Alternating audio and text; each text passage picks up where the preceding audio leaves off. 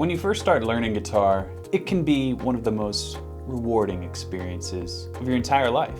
I mean, we all remember when we nailed that perfect bend with the glistening vibrato over that backing track in E minor, right?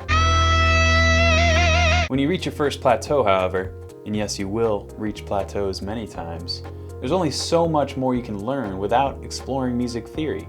Rhythm, harmony, melody, scales, arpeggios, and chords, and most importantly, how to integrate those things into your guitar playing. But maybe you disagree. Maybe music theory isn't important to you, and that's totally fine.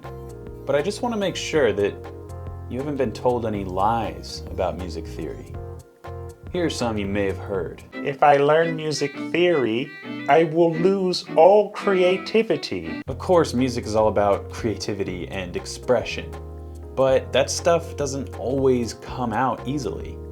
Think of music theory as a shovel, and your creativity is the gold that's buried in the ground. Music theory is a tool to help you access your creativity.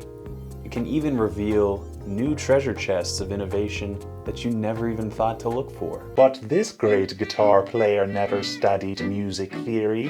Why should I? While there are plenty of guitar legends who may not be able to read and write above a third grade level, I guarantee a lot of them know a thing or two about music theory. In fact, a huge majority of successful musicians, whether they're famous or not, has spent a lot of time on both technique and music theory. So if you're avoiding a deeper understanding of guitar playing because you think your idol didn't spend any time studying the craft, then just know you're probably wrong. My ear is all the theory that I need. Okay, this might sound a little snarky, but there is a big difference between having a good ear and a trained ear. But here's the thing, training your ear isn't as difficult as it may sound. There are plenty of guitar players who have moved past the beginner stages of guitar using just their ear. But if you want to really reach that next echelon of improvising, you'll need some basic music theory chops. If you desire to find your voice on guitar or even work with other musicians in a band setting, you need music theory chops, or else you'll just find yourself kind of playing the same licks over and over again. I'm self-taught. I can teach myself guitar. Sure you can. I did for a little while. A lot of guitar players are self-taught.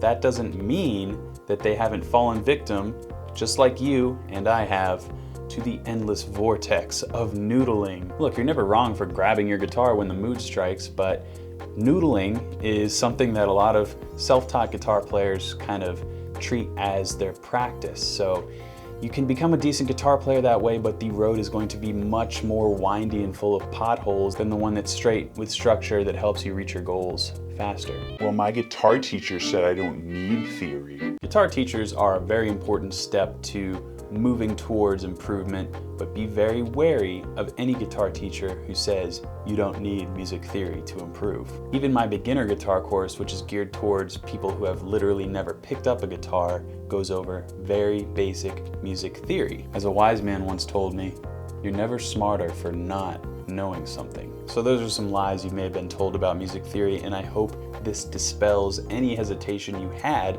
towards the subject. As some of you may know, my Guitar Super System course, which is linked down in the description, is the perfect place to start your music theory journey, but I also have plenty of free content across my YouTube channel, so I encourage you to kind of snoop through and find something that grabs your interest. Until next time, keep shredding.